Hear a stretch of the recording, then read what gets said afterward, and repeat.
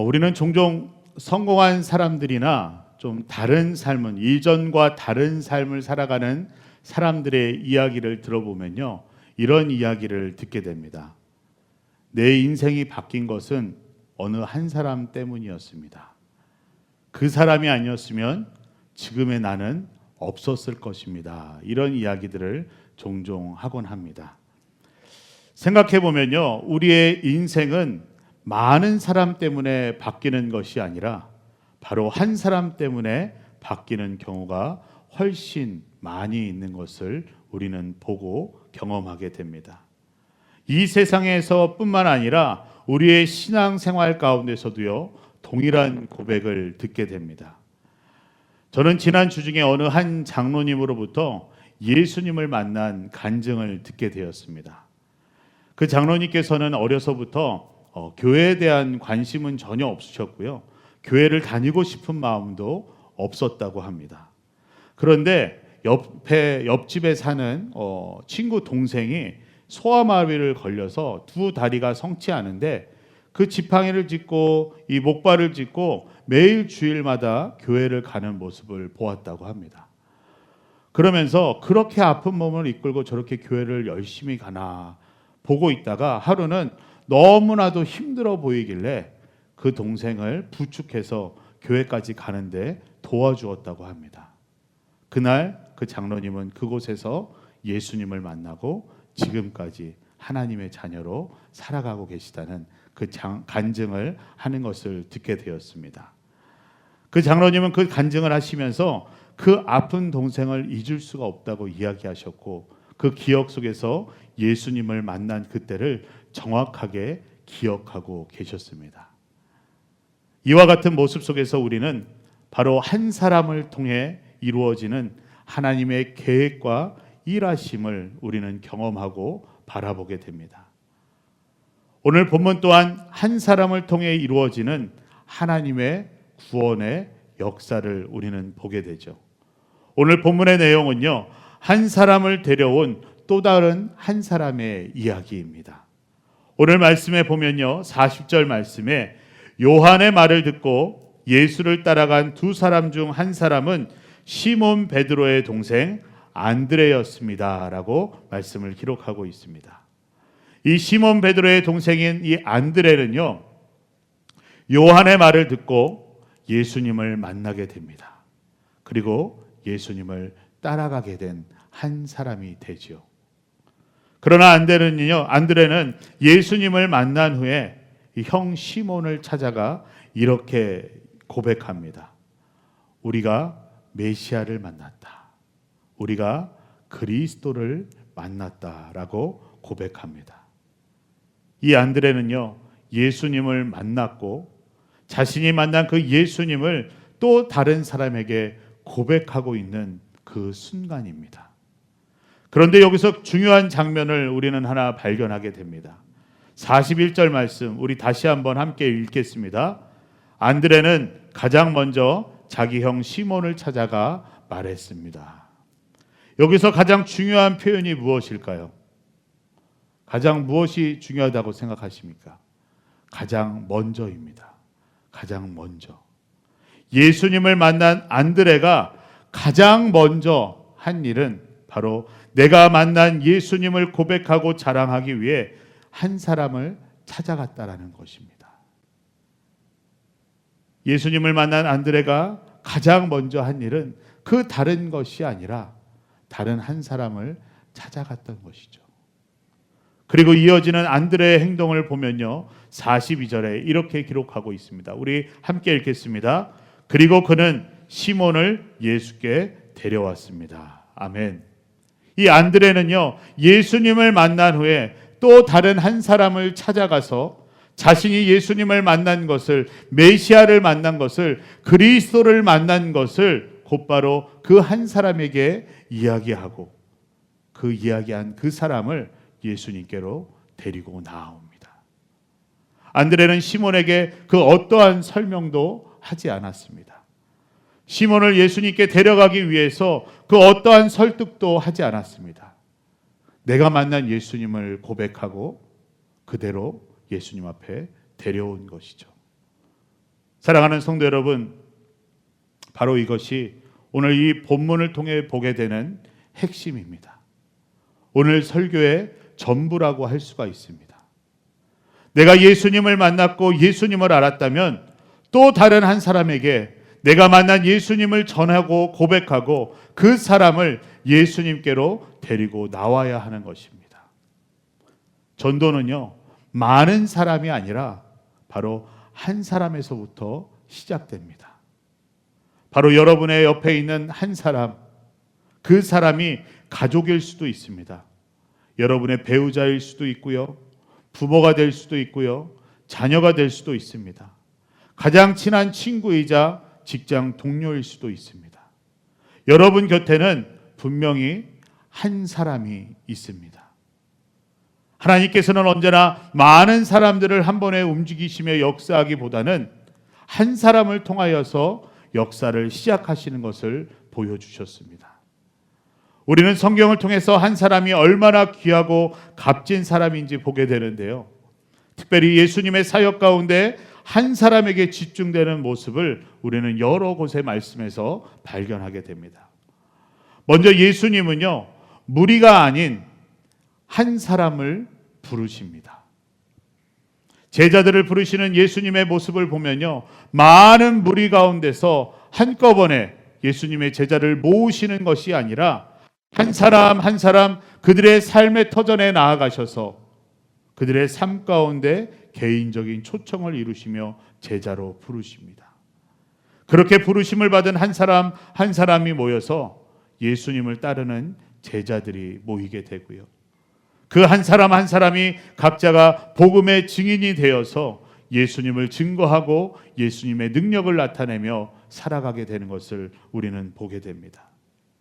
그리고 예수님은 한 사람을 위해서 길을 바꾸시는 것을 보게 됩니다. 요한복음 4장의 말씀이죠. 우리 지난 사순절에 나누었던 말씀 중에 우리의 목마름을 채워주시는 예수라는 말씀에서 영원히 목마르지 아니하는 영생을 얻은 사마리아 여인, 우리 그 말씀을 나누었었습니다. 요한복음 4장의 말씀을 보면 예수님께서는요, 이 사마리아 여인을 만나기 위하여서 그 사마리아를 지나가는 길을 일부러 선택하시는 것을 보게 됩니다. 당시의 유대인들은요, 이 사마리아를 지나가는 길을 일부러 피해 다녔습니다. 왜냐하면 이 사마리아 사람들은요, 역사적으로 혼혈 민족이었고 신앙적으로도 순수하지 않다고 여겼기 때문에 이 유대인들에게 있어서 이 사마리아는 종교적으로나 문화적으로 부정하다고 여겨지는 존재였고 그러한 장소였습니다.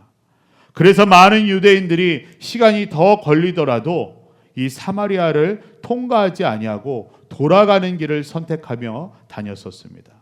그 길을 통과하는 것 자체가 너무나도 부정했기 때문이죠. 그런데 예수님께서는 그 사마리아를 통과하여 가시겠다라고 직접 말씀하셨습니다. 이것은 예수님께서 단순히 이동 경로를 미리 알려주시는 것이 아니라 바로 한 영혼을 향한, 한 사람을 향한 필연적인 선택이었습니다. 그것은 바로 예수님께서 그 사마리아 여인을 만나기 위하여서 예수님께서 선택하셨던 것이죠. 예수님을 만난 그 사마리아 여인에게서도 안드레와 동일한 모습을 우리는 발견하게 됩니다. 요한복음 4장 28절로 30절 그리고 39절의 말씀인데요, 우리 함께 읽어보겠습니다. 여인은 물 항아리를 내버려 준 채 마을로 돌아가 사람들에게 말했습니다. 30절에 사람들이 마을에서 나와 예수께로 나왔습니다.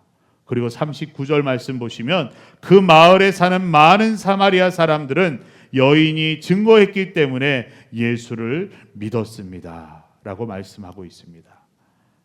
안드레가 예수님을 만나고 또 다른 사람에게 예수님을 증거하고 그를 예수님께로 데려온 것처럼 이 사마리아 여인도 예수님을 만나서 마을로 돌아가 사람들에게 예수님을 만났다 이야기합니다. 그러자 사람들이 예수님께로 나오게 되죠. 그리고 예수님께로 나왔던 그 마을 사람들은 예수님을 믿기 시작했다라고 말씀하고 있습니다. 결국 예수님을 만난 그 한 사람으로 인하여서 마을 전체가 구원받게 되는 역사를 경험하게 되었던 것이죠.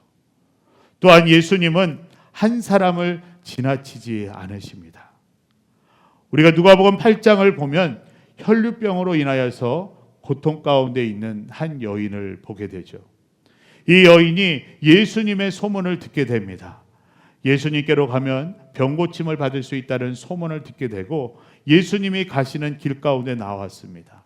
그러나 많은 군중 가운데 쌓여 있어서 예수님을 만날 수도, 예수님께 가까이 갈 수조차 없는 상황이었죠. 하지만 찬스가 왔을 때 이 여인은 손을 뻗어서 예수님의 옷에 그 옷자락을 겨우 만집니다.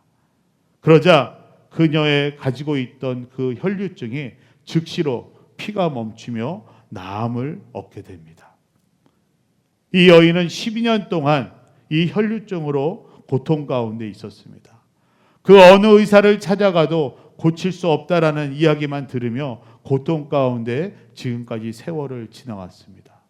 그러나 손을 뻗어 예수님의 옷자락만 만졌을 뿐인데 그녀의 병은 고침을 받게 됩니다.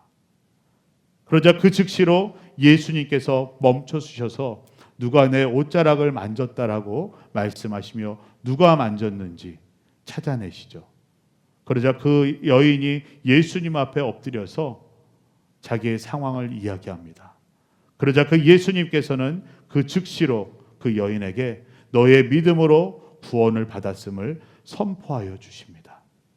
어찌 보면 예수님의 궁중에 휩싸여서 그냥 떠밀려 가도 그냥 아무도 이상하리라 생각하지 않은 그런 상황 가운데서 예수님께서는 그 자리에 멈춰 주셔서 한 사람의 영혼을 구원하시는 것을 선포하여 주시는 것을 보게 됩니다. 그러므로 그 여인이 그 사람들 가운데에 증인이 되어 예수님으로부터 구원함을 얻게 되는 것을 보게 되죠. 그리고 마지막으로 예수님은 한 사람을 위해서 길을 떠나시는 것을 우리는 보게 됩니다. 예수님께서 누가복음 15장에서 비유의 말씀을 통하여서 한 사람, 한 영혼이 얼마나 귀한지를 그 한 사람을 위한 예수님의 마음을 말씀해 주십니다. 우리 누가복음 15장 4절 말씀을 함께 보도록 하겠습니다. 우리 함께 읽겠습니다. 너희 중에 누가 100마리 양을 가지고 있었는데 그중 한 마리를 잃어버렸다고 하자. 그러면 99마리의 양을 들판에 두고 그 잃어버린 양 한 마리를 찾을 때까지 찾아다니지 않겠느냐. 아멘. 바로 예수님께서는 이 말씀을 통하여서 잃어버린 한 사람을, 잃어버린 한 영혼을 찾으시기 위해 그 길을 가시는 분이라는 것을 우리 가운데 말씀해 주고 있습니다. 주님께는 그 잃어버린 한 사람이, 그 한 영혼이 전부이기 때문입니다. 사랑하는 성도 여러분, 주님께서 이토록 한 사람에게 집중하시며 그 한 사람을 중요하게 보시는 이유가 있습니다. 그것은 바로 그 한 사람은 그저 숫자가 아니라 하나님께서 사랑하시는 귀한 존재이기 때문입니다. 오늘 본문에 보면 안드레는 어떠한 설명도 하고 있지 않습니다. 안드레에게 있어서 어떻게 말했느냐, 그 설명과 방법이 중요한 것이 아니라 데려왔느냐가 중요했습니다. 사랑하는 성도 여러분, 신앙은요, 설명이 아니라 만남입니다. 그리고 전도는 설득이 아니라 초청과 연결입니다. 즉 신앙은 예수님을 설명하는 것이 아니라 예수님을 만나는 것이고, 전도는 예수님을 믿으라고 설득하는 것이 아니라 예수님을 믿을 수 있도록, 예수님을 만날 수 있도록 초청하고 예수님께로 연결시켜 주는 것입니다. 늘 나는 말을 못해서 전도를 할 수 없어요 라고 이야기하는 한 성도가 있었습니다. 그런데 그분 주위에는 이상하게도 교회를 다니지 않는 사람들이 너무나도 많았습니다. 그래서 교회 가자는 말만 해도 교회로 따라 나올 사람들이 꽤 있었음에도 불구하고 이분 성격상 전도를 잘 하지 못했습니다. 교회 가자는 말을 꺼내기가 쉽지 않았던 것이죠. 그런데 어느 날 용기를 내어서 그냥 지나가는 듯한 말로 같이 있던 사람에게 혹시 이번 주에 시간 되면 나랑 같이 교회 가지 않을래? 라고 그냥 가볍게 이야기를 했는데 그 상대방이 너무나도 쉽게 마침 안 그래도 내가 교회를 나가야 되나 그런 생각을 하고 있었는데 잘 됐다. 내가 이번 주에 함께 갈게. 라고 이야기하면서 그 주로 바로 교회로 따라 나와서 예배 가운데 예수님을 만나고 그 교회에 등록하게 되었다라는 그런 이야기를 듣게 되었습니다. 그러자 이분이 나는 그냥 말만 하면 되는구나. 나머지는 하나님께서 하시는구나. 그것을 깨닫고 지금까지 내가 뭐 대단한 말을 하려고 하고 내가 대단한 것을 하여서 전도를 하려고 하였구나라는 것이 그러한 부담감이 다 내려놓게 되었다라고 합니다. 그 뒤로는요, 이분이 교회 가운데서 전도하기 위해 내가 무엇을 설명하고 설득하기보다는 그저 내가 만난 주님을 그냥 소개하듯이 그저 만남을 주선하듯이 집에 사람을 초대하듯이 교회로 사람들을 편하게 초대하며 전도를 해나갔다는 그런 간증을 듣게 되었습니다. 물론 우리도 다 해보았죠. 이 전도라는 것은 쉬운 일이 아닙니다. 한 사람을 교회로 인도해 온다는 것은 결코 쉬운 일이 아닙니다. 그러나 분명한 것은요, 내가 무엇인가를 하려고 하면 할수록 더 힘들어진다는 것이죠. 우리와 함께 하시는 주님은 한 사람을 위해서 일하시는 분이십니다. 우리가 한 사람을 정하여서 그를 위해서 기도하며 내가 만난 예수님을 고백하고 초청한다면 우리 주님께서도 우리와 함께 그 시간에 그 대화 가운데 그 만남 가운데 주님도 일하신 것입니다.